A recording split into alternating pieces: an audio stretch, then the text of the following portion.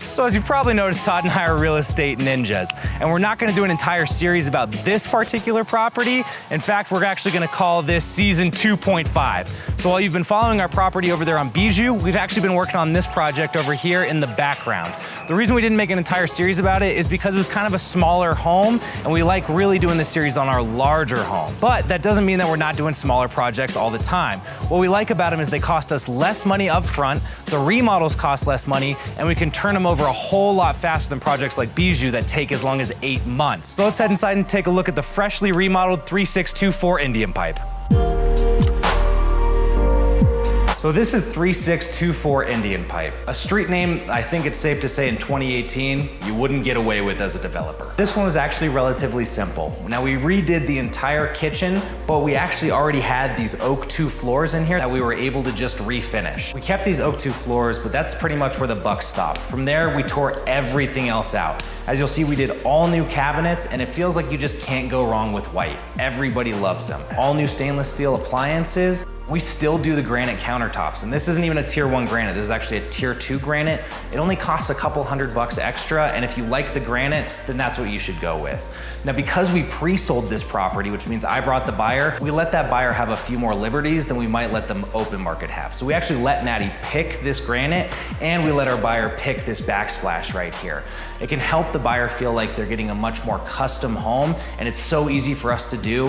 Why not let them have that opportunity? From there, you'll see over here that we updated this banister. So this was actually a really big expense for us, and I think a lot of flippers would have skipped it.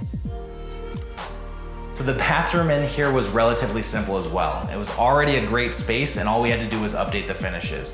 We chose to do a really dark tile here in the shower, and then we accented it with, again, these white cabinets in here. And as always, we splurge on the little details, like hard surface rock countertops, even in your bathroom. Now, we were gonna put this home on the market for $285K, but because we found the buyer ahead of time and we didn't have to pay any more commissions now, and we knew we weren't gonna have to pay any closing costs, we were able to reduce the price down to $270,000, and that included her fridge and washer and dryer. We still knew we were gonna make a profit on the home, and with that price reduction, not having to pay a buyer commission anymore, we felt pretty strongly that the home was still gonna have no problem appraising. So at any given time, Todd and I own millions of dollars in real estate between our flip projects and our buy and hold strategies, but we don't have millions of dollars in liquidity available to us. So we're always looking at bringing in outside investors. Justin and Jen Grant, the owners of Goat Patch Brewing Company here in town, were actually some of the investors in this project here. And I can tell you that they did pretty stinking well on it in a very short amount of time.